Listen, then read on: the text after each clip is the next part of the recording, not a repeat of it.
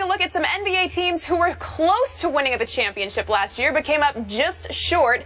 So we're going to ask our panelists what is it going to take to get these teams over the hump in a segment we're calling The Missing Link. So guys, we're going to start with the Cavaliers. They fell to the Warriors in the finals and came up just 2 games short of the championship last season. What or who is the Cavs' missing link? So for the Cavs, I'm going to go with a consistent shooter to help with some scoring balance and also spacing around LeBron James. There was a lot on his shoulders in the finals. And when Kyrie Irving went down, you lost your most consistent three-point shooter. And then you've got J.R. Smith, who at best is streaky. You don't have proven shooters in Iman Shumpert or Dellavedova. And then you really see the importance now in Kevin Love and his shooting ability, getting him back to help space the floor there. Now, another way to space the floor that I thought was interesting, too, I covered the Warriors this season, and Andrew Bogut said to me, Tristan Thompson spaces the floor. Why? Because he crashes the glass so hard. So he goes so hard every single time that Bogut said the key is I can't let him be in open space because then I'll never be able to box him out. I got to keep contact, which means I got to stay close, which means I'm defending him like a three-point shooter. Bogut said he actually had to defend Tristan Thompson the same way he would defend Kevin Love as a shooter because of Thompson's offensive rebounding ability. So as long as you can help space the court and clear it out and help it for other people, I think that's what the Cavs need. This is so easy to me. I mean, listen, they need a healthy Kyrie Irving. They have a healthy Kyrie Irving. I think right now we're talking about them winning the title instead of the team who covered the Golden State Warriors. I think they would have still won. Maybe. I mean, they may have, but we'll listen. never know. What Kyrie does is he takes so much. You said they need a shooter. They need a scorer. That's Kyrie. That's what he does. He can get to the basket whenever he wants. He was never healthy throughout really the entire playoffs. And we didn't see it. They were able to get there. They were able to put some pressure, on Golden State, even without having Kevin Love. I mean, I don't even think Kevin Love, losing him, is going to matter that much. They're much better defensively without Kevin Love in the lineup. Let's face it, Tristan Thompson, not even close. Mozgov, rim protector. Mozgov, all of it. But Kyrie Irving is a key here. If he comes in again, he takes the pressure off. He can make plays. He can let LeBron be more of a facilitator. At the end of the game, we all knew every single play, give the ball to LeBron. They couldn't even get it to him half the time until there was 7-8 in the shot clock. And he's taking contested shots that he won't have to take when Kyrie's out in the court. So, honestly, we could talk about all the other things. Black learning for another year and getting better in coaching over here, but it's Kyrie. Yeah. I think David Blatt is hoping he's not missing as a part of this link with the Cleveland Cavaliers, but story to be told with that one. For me, it's a backup small forward because, to your point about LeBron James, you can't continue to have him play 40-plus minutes. That's just not going to fly where he's going to have enough when the playoffs roll around at the end-of-game situations. I like this second-round pick, Sir Dominic Pointer out of St. John's, who can provide that relief. He can defend a little bit. Oh, well, he has the best name in the draft, Sir Dominic Pointer. Not King, but Sir Dominic Pointer. I like that name. I just think having that relief at the backup small forward situation because Kyrie Irving is going to be healthy. I love Tristan Thompson. They're going to resign him. Timothy Mozgov was better than I thought he was going to be. I thought he was going to be good coming from Denver. I didn't foresee what he was able to do, and I think he's going to work on his offensive game to alleviate a lot of stress on the Cleveland Cavaliers. Whatever's going to happen between Blatt and LeBron, you know what? The future's going to take care of that. But if you can provide some relief at small forward this way, when he goes down, a guy will come in and not just decorate the court or hold minutes until LeBron gets back out there. He's going to be productive when he's out there. Maybe Sir Dominic Pointer can do that, but they're able to find that either with him or in free agency. That's going to be a boon to the Cleveland Cavaliers. You're a big Sir Dominic Pointer fan, by the way. Here's why. That's Sir Dominic Pointer helping out now? We'll put it this way. They're going to need all hands on deck from that standpoint, and you don't have to worry about him coming in and saying, we need you to give us 20 minutes. Hey, give us 10. They give that guy a break. I think it's we need you to give LeBron his towel. Whatever he has to do, whatever that has to happen, and as long as we can get the name Sir Dominic Pointer for the NBA game, it's good for the Cavs. I'm John, and it's good for the country. All right, next up, the Bulls. They fell to the Cavs in the 3rd round. It took them to 6 games, though. What or who is the Bulls' missing link? I think for the Bulls, it's rejuvenation. It was a lot last season with all the Thibodeau and ownership and executive drama. And then also, you've got offense from your post players, which could use some new juice. Pau Gasol is talented, but he's up there in age. He's 35, probably playing too many minutes. Joakim Noah had a down year for himself last year offensively. And then also Derrick Rose, you hate to see him get hurt. You don't want to have that happen. You root for this guy so much, but his constant injuries are deflating. They suck the wind right out of him, out of his teammates, out of the city, out of the fan base, and it's hard, you know? So where do you get that rejuvenation from? I think you invest in Jimmy Butler. Get him back. Pay that man. He bet on himself, and he earned it. And also, you've got a new head coach, which often means a fresh start. Yeah, I know Fred Hoiberg well, and I think he's going to be able to get this team healthy, both from a physical standpoint, because he's not going to ride him the way Tibbs did. And listen, Joakim Noah was hurt all year. They should have shut him down 2 weeks before the All-Star break. They could have given him a month off, and Noah could have been healthy. He looked like he was dragging out there with the knee issues. I mean, he had every issue known to man with his legs and knees. You know, everybody was hurt on that team at some point this year. Everybody. Gasol was kind of the last one standing. He got hurt in the playoffs.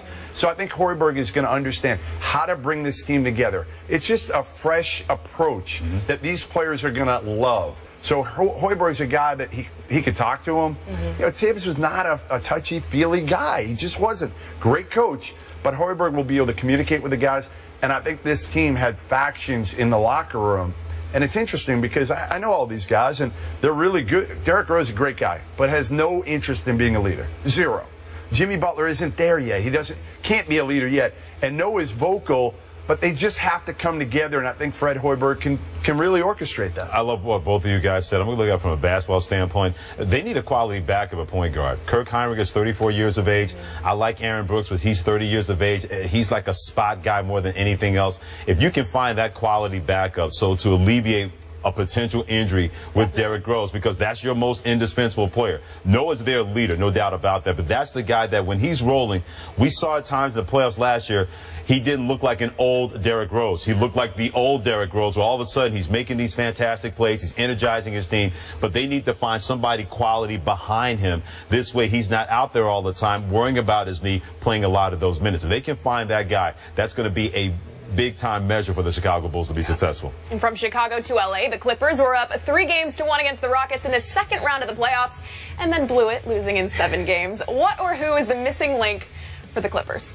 Clippers need some depth. Because after you saw them beat the Spurs, the defending champs at the time, you thought, oh, man, this is for real. It was a legacy-type game for Chris Paul with the bad hamstring, knocking down that off-the-backboard shot. And you said, God, they're going to give the Warriors trouble. This is it. But then they just collapsed. They ran out of steam. They burnt out against the Rockets. You didn't beat the Spurs to do this against the Rockets. And I think that you stay with the core because Jordan, Griffin, and Paul, they are elite. So now you got to get serious about guys that can come in and produce in spurts. You got to get serious about the middle of the bench. No, you're absolutely right. They need guys that can come off the bench that can help. There's something missing there chemistry-wise. I can't put my finger on it, but when you've got CP, you've got, Jordan protecting the rim. You've got Blake, who's gotten so much better. I mean, this was a guy that really wasn't very skilled when he came in, the NBA, came out of college at Oklahoma, and there's something missing there. And Doc Rivers is pretty good at managing people and managing players, but I just think there's got to be more cohesion with the Clippers. They have the talent. They don't have the bench, but sometimes you get away without, having a great bench when you've got a great starting unit. But I can't put my finger on it completely. I just think there's something missing. Is it like a lack of leadership or? Yeah, no, I think CP, Chris Paul is a pretty good leader, and Blake's coming. He's still young. He's trying to figure it out. DeAndre's DeAndre. I think, again, maybe they need another guy, too, another wing that can really take some of the pressure off those guys. Yeah. I think scoring depth in the front line. I think that's where that has to come from, because when their big guys come in, whether it's Glenn, Big Baby Davis, he tries hard, but at a certain point, those days him coming off the bench getting 10, 12 points a game like he did in Boston, those days are over as far as I'm concerned with the Clippers. Long, long gone. Blake Griffin was so good. He was like a human triple-double at times in the playoffs. Whatever they needed him to do, right? Just unbelievable how each and every year he's done something different. When you say, my goodness, I didn't think he had that in. My goodness, I didn't think he was able to do something like that. They need somebody else where they bring that guy. They need a Jamal Crawford on the front line. When Jamal Crawford comes in the game, Doc Rivers says, don't worry about anything. Just put the ball in the hole. I'd love to be that guy. Oh, absolutely. Green light, go. If you tell me that the ball can go up and I don't have to worry about any consequences or repercussions, that ball is going up on the bench as far as I'm concerned. They need that kind of guy on the front line to really alleviate what Blake Griffin continues to be able to do will only expand his game. You know what else they need? DeAndre Jordan to go learn from Rick Barry how to shoot free throws. Yeah.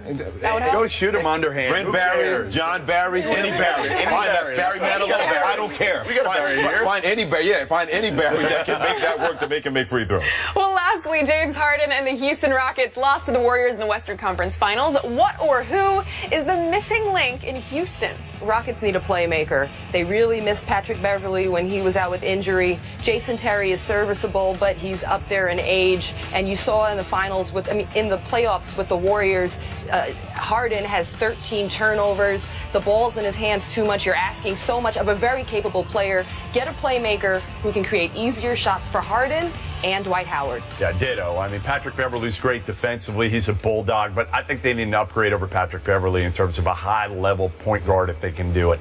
They got Sam Decker, a steal at 18 in this draft, but he doesn't fit their biggest need, which is a point guard.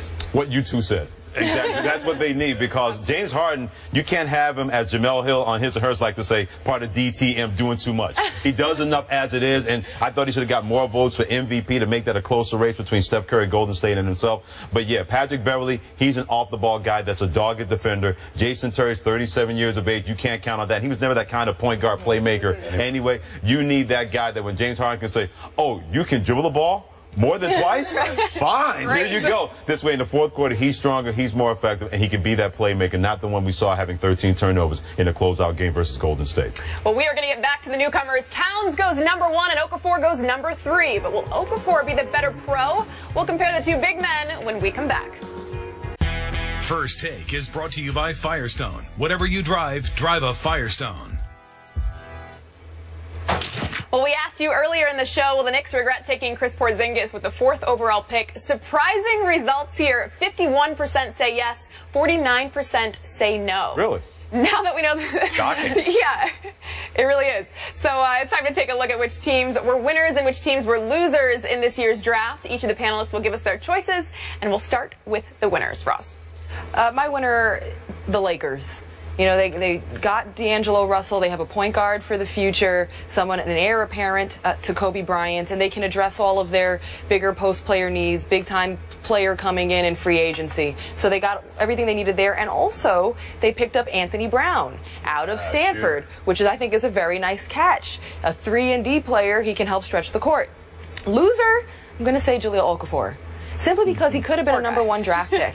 And there's money to be made in being number 1 and storylines to be told. And then he ends up dropping to Philly, where it's a losing culture. There's a glut of post players, question marks. The game plan is not that clear. And it's just, I think it was tough on him. All right, I'm gonna rattle off a few winners real quick here. I'm gonna go with D'Angelo Russell as a winner. He's in LA. He's got the ball in his hands. He plays with Kobe and learns with Kobe. To me, the Miami Heat. You get Justice Winslow at 10. That's an absolute steal. He's going to be a great piece. Tough, versatile. He'll help kind of keep that culture going. I like Kelly Oubre in Washington. They've traded up a few spots with Atlanta and got a very talented wing player. So those are my 3 winners. Losers, Okafor, totally with you there. You don't want to be in Philly. You don't want to be in that culture. Number 2, the Celtics. I thought it was a bad pick. They took Terry Rozier. He duplicates what they already have. They took him at 16. It was a reach. Danny Ainge tried to trade up and couldn't. Rozier's kind of a non-shooting combo guard. Yeah, I went winners like players, because it's hard to say teams are winners and losers after the draft, although I'm going to go against that with the loser part of this equation. Winners, D'Angelo Russell, I'm with you guys. Going to the Lakers, Justice Winslow sliding in the Heat. Sam Decker going to the Rockets at 18, where you played with James Harden and Dwight Howard. I thought he won that one. All 3 of those guys losers. Knicks and Porzingis together. If I'm wrong, I'll say I'm wrong, but I don't think I'm going to be wrong. I don't think I'm going to be wrong on this one. So if keep the tape. Right. If it comes back to haunt me, fine. I'm a Knicks fan. I wanted to, but I don't think that's going to haunt me. I think the Knicks, and to your point, the Celtics, you have enough guards, and then you drafted 2 of them when you needed somebody else that can score on the front line on the perimeter. I thought that was a strange drafting. I like R.J. Hunter. I like R.J. Hunter because he could shoot it, and the Celtics need that. But they don't. And I like Terry Rozier as a player. I don't like him in Boston. Right, as a point guard. Well, guys, thanks so much for a great show. Jeff, you got in at 4 in the morning last night. Thanks for being here with us. I'm ready to go. I got a show tonight. My wife bought tickets for a show. I'm ready to go. What show? I don't even know. No idea. He's a good sport. He's a good sport. I'm just going to snore through. First Take will return July 9th. We will see you then. Everyone. Great job, Melanie. Thank you. Absolutely. Great job, Roz and It's been Jeff. awesome with you guys this week. Yeah, Freddie was okay. Right.